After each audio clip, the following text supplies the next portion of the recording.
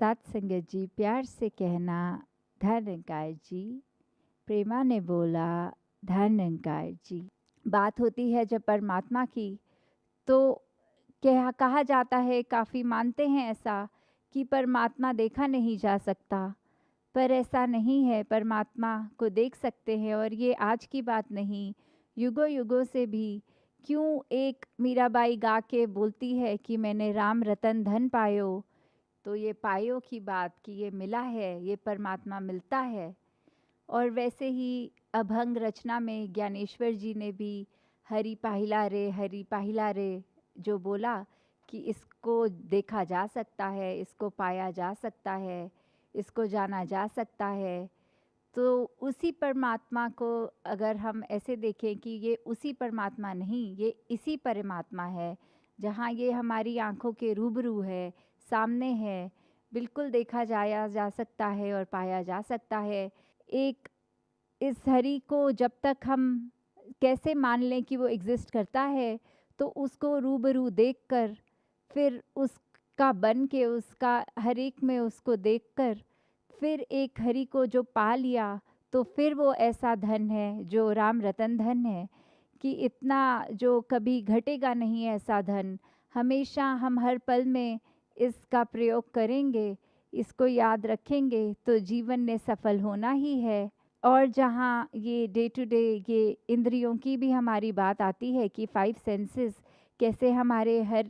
Minute अपने आप को परसीव करने के लिए कुछ भी आसपास हो, तो इसी के योगदान से हम एक स्थिति को महसूस उस तरह कर सकते हैं। तो उस पे भी एक बात कि कैसे एक मक्खी का अगर हम देखें, तो मक्खी एक हमेशा व्याकुल सी ही दिखती है, कभी एक तरफ बैठती है, फिर उड़ के आके एक अपना राग गा के दूसरे पे चीज़ पे बैठ गई। और वहीं अगर एक हाथी को देखा जाए, तो उसको भी एक मस्त हाथी भी बोला जाता है, कि अपने काम में जो कर रहा है वैसा ही कर रहा है। तो उसी पे एक कहानी ऐसी कि एक हाथी अपने आराम से पत्ते खा रहा है, पेड़ से केले निकाल के खा रहा है।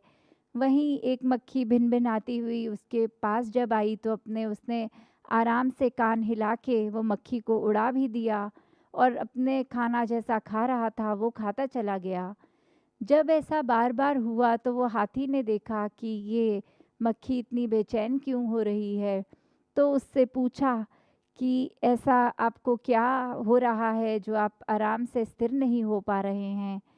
तो वही मक्खी कहती है कि मेरे को कुछ भी चीज़ दिख जाती है, कुछ सूंघ लेती हूँ, कुछ ऐसा, कुछ भी विज़न के आगे मेरे आता है, तो मेरा ये जो सारी इंद्रियाँ हैं, ये मेरी अटेंशन एक काम पे नहीं रहने देती। मैं सूंघ कर कुछ कहीं पहुँच जाती हूँ, कुछ नया देख के वहाँ उड़ आती हूँ। तो मैं अपनी इंद्रियों के काबू में हूँ। तो फिर हाथी यही बात उस मक्खी को समझाते हुए कि इंद्रियां तो मेरे पास भी हैं, पर मैं इंद्रियों के काबू में नहीं हूँ, मैं इंद्रियों को काबू कर लेता हूँ। मैं अपने खाने में इस समय इतना व्यस्त कि मेरे को और कुछ भी दिक्कत हो रही है तो कुछ पता नहीं लग रहा, सिर्फ टोटली फोकस्ड एक खाने पे हूँ। तो उसी तरह एक भाव हमारे भी, अगर हम ह्यूमन बॉडी में भी देखें, कि कैसे एक जो हमारे सेंसेस हैं, ये हमारे लिए बहुत ही फ़ायदेमंद हैं। कि अगर हम कुछ खा भी रहे होते हैं, तो वो अगर टेस्ट उसका थोड़ा ख़राब हो, तो हमें पता लग जाता है ये बासी हो गई है चीज़। या कोई चीज़ एकदम सूंघने से भी, या देखते ही कि उस पे उल्ली लग गई है, या इस तरह कुछ भी चीज़ से हम एक वो प्रोटेक्टिव बात आ जाती है कि हम अपने बॉडी में, ये सिस्टम में कुछ गलत चीज़ एंटर नहीं करने देते। तो जहाँ ये इंद्रियाँ बहुत ही एक ज़रूरी मीडियम है हमारे शरीर को ठीक तरह चलाने में, वहाँ वही देखना कि कैसे हम एक उसी में ही उलझ ना जाएँ। एक हमको कंट्रोल करना है, जहाँ इंद्रियों की बात एक वो भी आती है कि अगर हम थोड़ा-सा और अपना पर्सपेक्टिव वाइडर करें, तो फिर उसमें एक एंगर भी इंद्री हो सकता है, चाहे डायरेक्टली एक 5 सेंसेस में तो नहीं आएगा,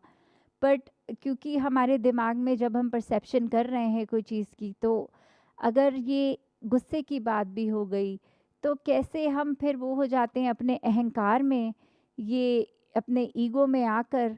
अगर ये गुस्सा आ रहा है या कोई भी नेगेटिव चीज़ आ रही है, तो हम फिर उसी के हो जाते हैं और फिर एक बार ये इंद्रियां हमारे को ही चलाती हैं, हम इंद्रियों को नहीं चला सकते।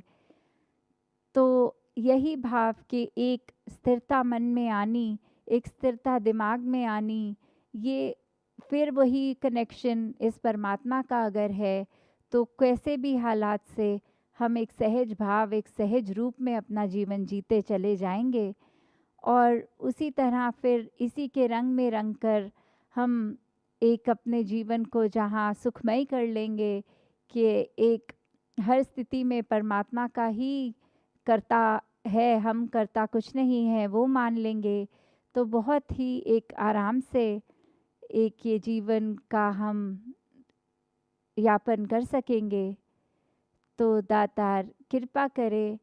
कि एक परमात्मा को ही आधार मानते हुए जहाँ सेवा, सत्संग, सुमिरन ये करते चले जाएं, उससे फ़ायदा सिर्फ हमारा ही है, क्योंकि जब सेवा करेंगे तो भी वो मन से चीज़ शुरू हुई कि हमने एक अपने आप से निकलना है, एक हम किसी के लिए कुछ करने के लिए वो सेवा भाव रखें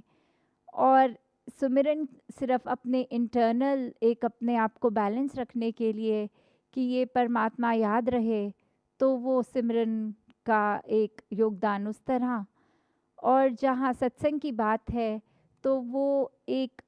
सत्संग जब हम जाते हैं तो ये लाइक माइंडेडनेस जो बात आती है कि सभी पॉजिटिव होंगे और सभी इसी परमात्मा की बात करेंगे और उनकी ज़िंदगी से भी हम देख सकते हैं, शिक्षा ले सकते हैं,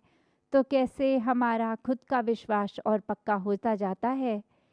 तो एक दूसरे से ही सीख कर इस परमात्मा को याद रखकर अपने जीवन को हर एक आगे से आगे बढ़ाता जाए। तो यही एक अरदास परमात्मा से कि भक्ति हर एक के जीवन में आए, हर कोई एक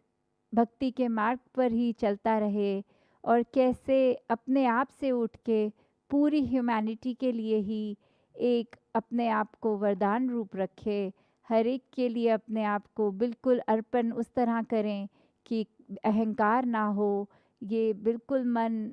एक समर्पित भाव रूप से अपने आप को अर्पित रखकर मन को ही हर एक के लिए अपने आप हमेशा 24/7 ये एक योगदान रूप हो सके। तो हर एक के लिए जहाँ यही कामना कि परमात्मा तो हमेशा ये आशीर्वाद रूप दे ही रहा है, अब हम अपनी झोली में ये आशीर्वाद को किस तरह लें, वो हम पे है कि मिलना तो हर कुछ अच्छा ही है, पर जब मिल जाता है तो हम उसको पॉजिटिवली ही लें। तो वही सच्चा आशीर्वाद है कि कैसे ये ब्रह्म ज्ञान तो सभी को एक जैसा मिला है, फिर उसमें से ही हमने अगर एक हमारा मन हमें दूसरी डायरेक्शन में लेके जा रहा है, तो हमने ही एनालाइज करना है कि ये ब्रह्म ज्ञान टिका है कि नहीं टिका। तो ये जैसे परमात्मा ने सभी को सब बराबर मन में एक सैटिस्फैक्शन, एक स्थिरता, एक संतुष्टि का भाव बख्शा है, पर वो बात हमारे ही चेतनता, विवेक और हमारे अंदर सरेंडरेंस भावना वो एक आनी, तो उसी पे टिका है कि दातार को याद रखें और इसके शुक्राने भाव में हमेशा रहें। साथ संगत जी, ध्यान निरंकार जी।